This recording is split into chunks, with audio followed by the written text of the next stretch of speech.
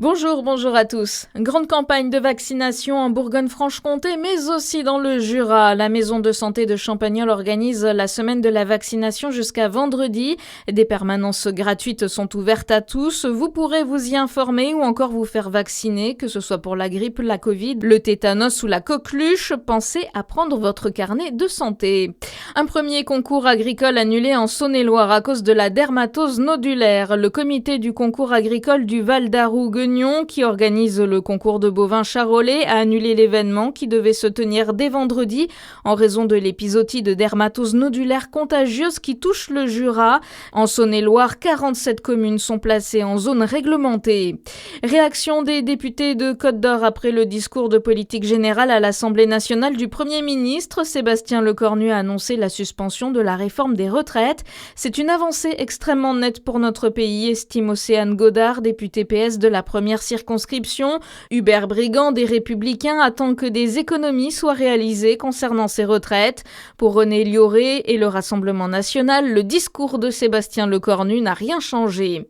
56% des Français ne souhaitent pas que le gouvernement soit censuré. C'est ce que révèle une enquête L'Opinion en direct menée par Elab pour BFM TV et publiée ce matin. Une chute du gouvernement que devrait éviter Sébastien Lecornu. Un climat politique qui ne fait pas les affaires du secteur du bâtiment face au manque de visibilité sur l'avenir des aides ou sur la fiscalité. Les commandes sont en baisse. On écoute Yann Dagnan, chef d'entreprise dans le bâtiment et président des métiers isolation et plâtre à la Confédération de l'artisanat et des petites entreprises du bâtiment. Ça fait un moment qu'on est dans l'incertitude, avec des évolutions réglementaires parfois un peu brutales, des changements de politique sur la rénovation énergétique brutale également. Nos clients, il y a un moment, ils ne font plus rien. En fait, ils attendent de voir ce qu'il y aura l'année prochaine, ou alors ils ne sont carrément plus concernés par les dispositifs actuels, quoi. Et là, on rajoute de nouveau de l'angoisse, alors qu'on aurait peut-être pu avoir un éclaircie. C'est de l'amateurisme, là où on a besoin d'avoir des gens solides devant nous, en fait. Les artisans redoutent surtout une baisse des commandes à partir du mois de janvier.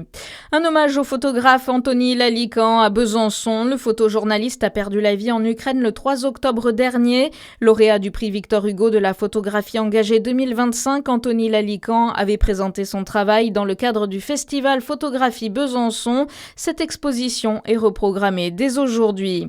Et puis un nouveau record pour Cristiano Ronaldo. L'attaquant portugais est devenu le meilleur buteur de l'histoire des qualifications pour la Coupe du Monde en inscrivant un doublé hier soir. Une prouesse qui n'a pas permis au Portugal de faire mieux qu'un match nul de partout face à la Hongrie. À suivre votre météo sur Fréquence Plus.